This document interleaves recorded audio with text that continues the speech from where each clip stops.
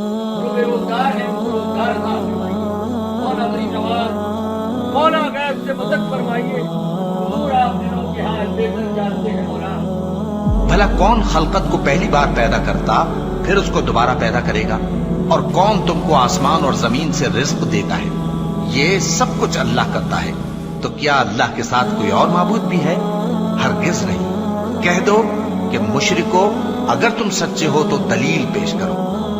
اور اسی کے پاس غیب کی کنجیاں ہیں جن کو اس کے سوا کوئی نہیں جانتا، اور اسے جنگلوں اور دریاؤں کی سب چیزوں کا علم ہے، اور کوئی پتا نہیں جھڑتا مگر وہ اس کو جانتا ہے، اور زمین کے اندھیروں میں کوئی دانہ اور کوئی ہری یا سوکھی چیز نہیں ہے مگر کتاب روشن میں لکھی ہوئی ہے۔ سورۃ احقاف میں اللہ پاک فرماتا ہے، اور اس شخص سے بڑھ کر کون گمراہ ہو سکتا ہے جو ایسے کو پکارے جو قیامت تک اسے جواب نہ دے سکے، اور ان کو ان کے پکارنے کی خبر ہی نہ ہو، اور جب لوگ جمع کیے جائیں گے تو وہ ان کے دشمن ہوں گے اور ان کی عبادت سے انکار کر دیں گے۔ یعنی یہ جن کو اللہ کے سوا پکارتے ہیں وہ قیامت کے روز اتنا ڈر جائیں گی کہ وہ کہیں گی، اللہ ہم نہیں جانتے یہ کون ہے اور یہ ہمیں کیوں پکارتے ہیں۔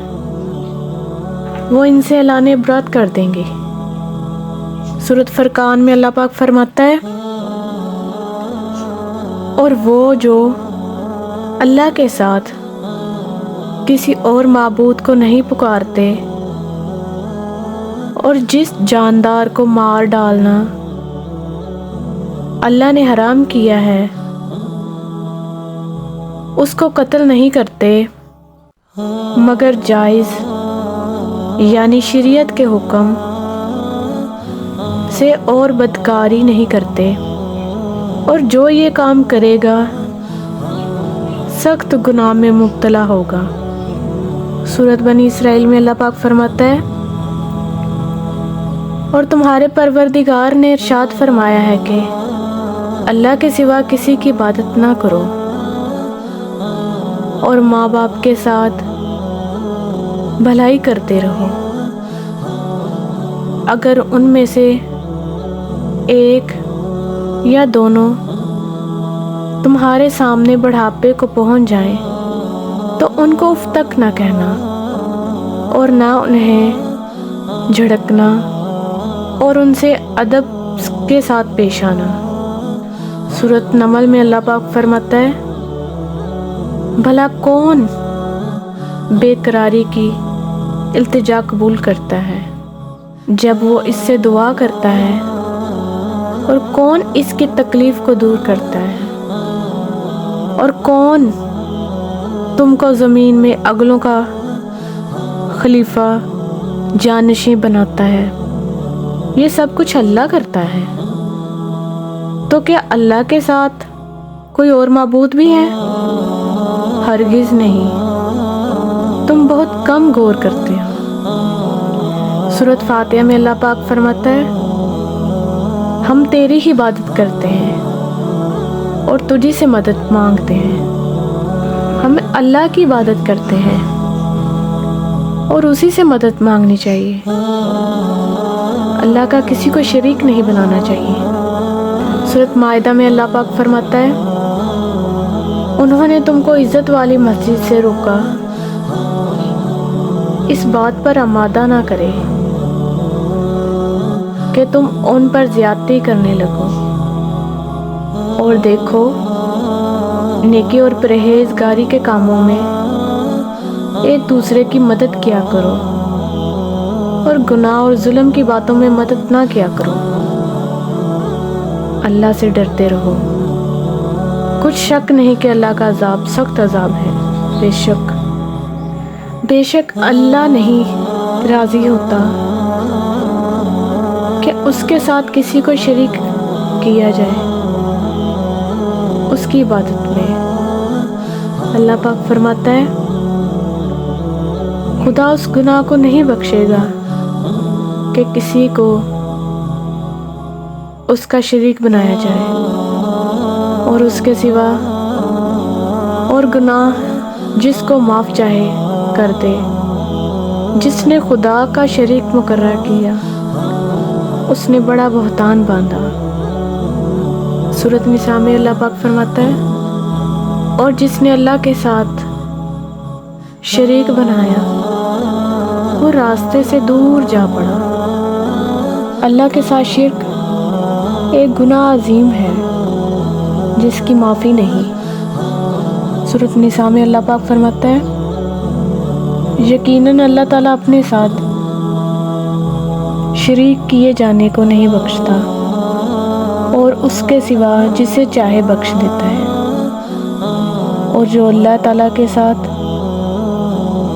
شریک مقرر کرے اس نے بہت بڑا گناہ اور بہتان باندھا۔ سورۃ لقمان میں اللہ پاک فرماتا ہے، اور جب کہ لقمان نے وصیت کرتے ہوئے اپنے لڑکے سے فرمایا کہ اے میرے پیارے بچے، اللہ کے ساتھ شریک نہ کرنا، بے شک شرک بڑا بھاری ظلم ہے۔ نبی اکرم صلی اللہ علیہ وسلم نے فرمایا، بلا شبہ اللہ تمہارے لیے 3 چیزیں پسند کرتا ہے اور 3 چیزیں ناپسند کرتا ہے۔ وہ تمہارے لیے پسند کرتا ہے کہ تم اس کی عبادت کرو اور اس کے ساتھ کسی کو شریک نہ کرو، اور سب مل کر اللہ کی رسی کو مضبوطی سے تھام لو اور فرقوں میں نہ بٹو، اور وہ تمہارے لیے فضول باتوں، کثرت سوال اور مال ضائع کرنے کو ناپسند کرتا ہے۔ اللہ تعالیٰ اپنے ساتھ شرک معاف نہیں کرتا۔ نبی کریم صلی اللہ علیہ وسلم نے فرمایا، اللہ تعالیٰ روز قیامت اس شخص سے فرمائے گا جسے آگ والوں میں سب سے ہلکا عذاب ہوگا، اگر زمین میں جو چیز بھی تمہاری ہو تو کیا عذاب سے جان چھڑانے کے لیے بطور فدیہ وہ دے دو گے؟ وہ کہے گا ہاں، تو اللہ پاک فرمائے گا، میں نے تم سے اس سے کہیں زیادہ آسان چیز کا مطالبہ کیا تھا جبکہ تو آدم کی پشت میں تھا۔ میرے ساتھ کسی کو شریک نہ بنانا، مگر تو میرے ساتھ شریک بنائے بغیر ٹلا ہی نہیں۔ اے اللہ، میں تیری پناہ چاہتی ہوں کہ میں جانتے بوجھتے تیرے ساتھ شرک کروں، اور میں بخشش مانگتی ہوں اس سے جو میں انجانے میں کروں۔ اللہ یکتا ہے، اس کا کوئی شریک نہیں، وہی عبادت کے لائق ہے۔ وہی ہے جس نے ہمیں پیدا کیا، وہی ہمیں مردہ کرے گا، وہی ہمیں قیامت کے روز دوبارہ زندہ کرے گا، وہی ہمارے اعمال کے مطابق ہمارے ساتھ انصاف کرے گا۔ کیا اللہ کے ساتھ کوئی اور الہ بھی ہے؟ نہیں، ہرگز نہیں، بس ہم لوگ سمجھتے نہیں۔ اگر کوئی انسان دنیا میں نہیں ہے اور ہم اس سے مدد مانگ رہے ہیں تو یہ شرک ہے، یا کسی کو اللہ کا شریک بنا کر اس سے مدد طلب کرنا، یہ بھی شرک ہے۔ اللہ پاک فرماتا ہے، اور جن ہستیوں کو یہ لوگ اللہ کے سوا پکارتے ہیں کسی چیز کو پیدا نہیں کر سکتے، بلکہ وہ تو خود پیدا کیے گئے ہیں، مردے ہیں، زندہ نہیں۔ انہیں تو یہ بھی شعور نہیں کہ کب دوبارہ زندہ کر کے اٹھائے جائیں گے۔ تمہارا معبود ایک ہی معبود ہے. بس جو لوگ آخرت پر ایمان نہیں رکھتے ان کے دل منکر ہیں اور وہ تکبر کرنے والے ہیں. اللہ پاک فرماتا ہے اس دن کو یاد رکھو جب ہم سب کو اکٹھا کریں گے، پھر جن لوگوں نے شرک کیا ہوگا ان سے پوچھیں گے کہ کہاں ہیں تمہارے وہ معبود جن کے بارے میں تم یہ دعویٰ کرتے تھے کہ وہ خدائی میں اللہ کے شریک ہیں، اور اللہ کے علاوہ تم کسی ایسی ہستی کو نہ پکارو جو تم کو نہ نفع دے سکے نہ نقصان. پھر اگر تم ایسا کیا تو ظالموں میں سے ہوں گے. اللہ پاک فرماتا ہے جو شخص اللہ کے ساتھ شرک کرے گا اللہ اس پر جنت تو حرام کر دے گا اور اس کا ٹھکانہ دوزخ کی آگ ہے. ہمیں چاہیے کہ اللہ کا کسی کو شریک نہ بنایا جائے، وہی ہر چیز پر قادر ہے. ہمیں قرآن و سنت پر عمل کرنے کی توفیق دے. اللہ پاک ہمیں قرآن و سنت پڑھنے اور اس پر عمل کرنے کی توفیق دے. آمین. عمل سے زندگی بنتی ہے، جنت بھی جہنم بھی. یہ خاکی اپنی فطرت میں نہ نوری ہے نہ ناری ہے.